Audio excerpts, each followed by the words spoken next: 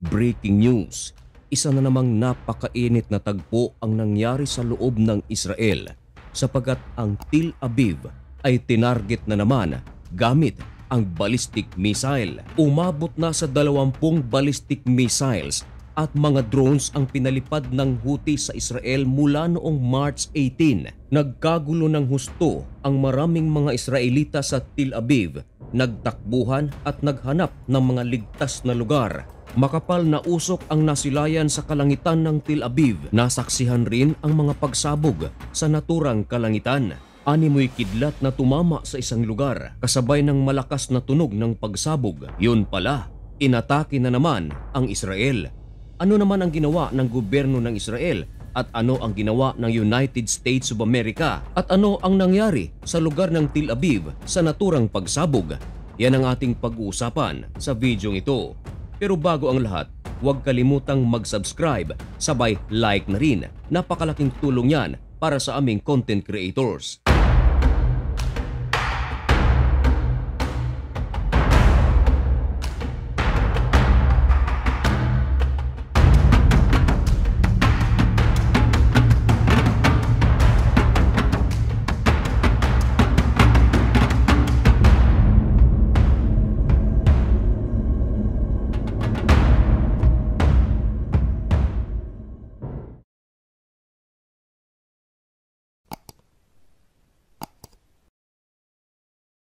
Maligayang pagbabalik mga kaibigan.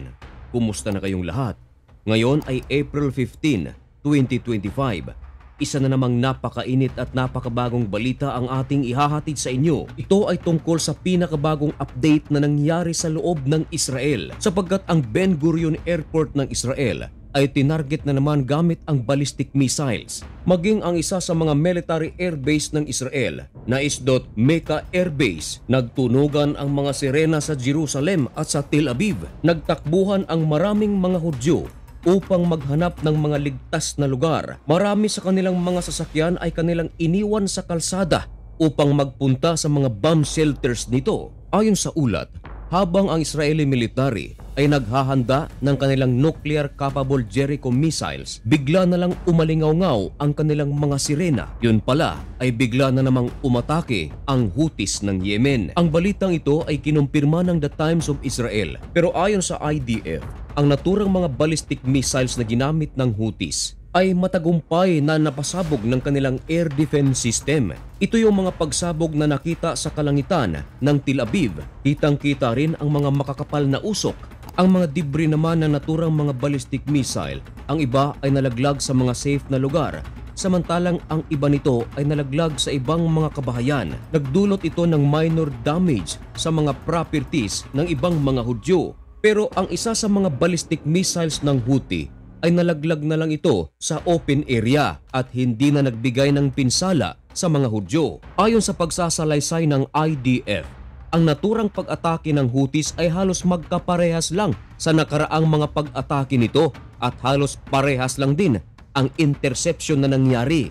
Kaya sa kabuuan, ayon sa IDF, no major damage and no injuries ang naitala sa naturang ballistic missile attack. Mabilis na naglabas ng balita ang kampo ng Israel at kinumpirma nito na talagang Houthis ang may kagagawan. Naglabas naman ng pahayag ang Houthi at hindi itinanggi ang naturang pag-atake.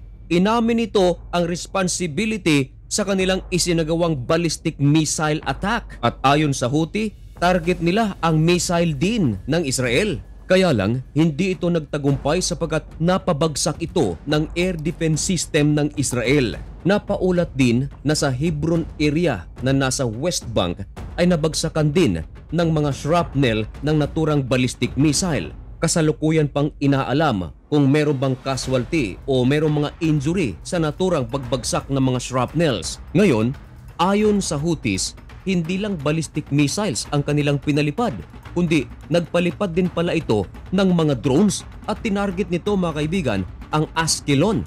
Pero ayon sa IDF, wala naman daw mga drones na napadpad sa Askelon at wala din daw mga aircraft na nagmula sa Yemen papuntang Israel. At alam nyo ba mga kaibigan, makalipas lamang ang ilang oras na pag-atake ng Houthi sa Israel, umaksyon ang United States of America. Nako, 5 ang kumpirmadong nasawi at merong dose-dosena ang mga injuries dahil sa isinagawang strike ng Amerika sa Sanaa na kontrolado naman ng Houthis.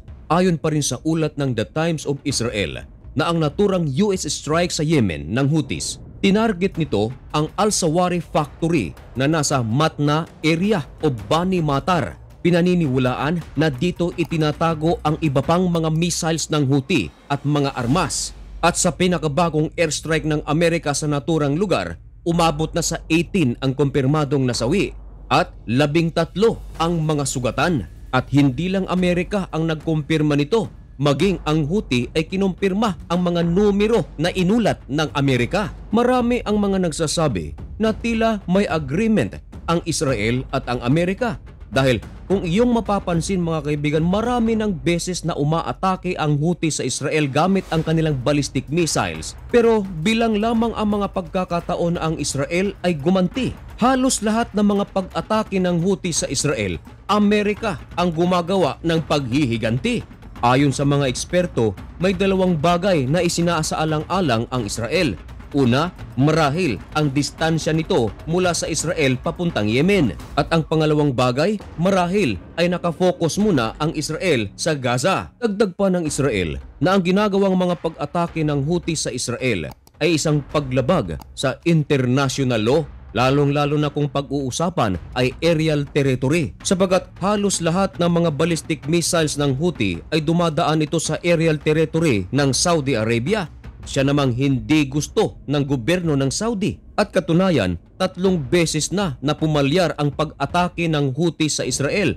Ang kanilang ballistic missile, una ay nalaglag sa Ehipto at pangalawa sa kalupaan ng Saudi Arabia. Noong mga nakaraang pag-atake ng Israel sa Houthi bilang paghihiganti, napaulat na nagpaalam muna ang Israel sa Saudi Arabia na dadaan sila sa kanilang aerial territory gamit ang kanilang mga fighter jets. At pumayag naman daw ang Saudi Arabia, bagay na hindi inamin ng gobyerno ng Saudi. Pero marami ang mga naniniwala na talagang pinahintulot ito ng Kingdom of Saudi Arabia dahil unang-una ang Saudi Arabia at ang Houthi ay magkalaban. Pangalawa, ang Saudi Arabia at ang United States of America ay magkasangga at ang Amerika naman at ang Israel. Madali lang pakiusapan ng Amerika ang Saudi Arabia na pahintulutan na daraan ang fighter jets ng Israel. Kaya nang magsagawa ng mga airstrike ang Israel sa Houthis ng Yemen, napakalaking damage ang naitamo nito sapagkat ginamit nito ang maraming mga fighter jets. Palaisipan ngayon kung bakit tila pinababayaan lamang ng Israel ang mga isinasagawang ballistic missiles ng Houthi. Yun nga, marami din ang nagsasabi na Amerika na ang bahalang maghiganti. Ayon sa ulat ng Amerika, mula nang magsagawa sila ng kampanya upang ubusin ang Houthi sa Yemen, umabot na sa mga 100 katao ang nasawi sa kanilang mga airstrike, kasama na ang mga intelligence commanders ng Houthi. Ano kaya ang magiging susunod na galaw ng Houthis? At ang bagay na yan ay isa sa ating mga tututukan dito lang sa channel na ito.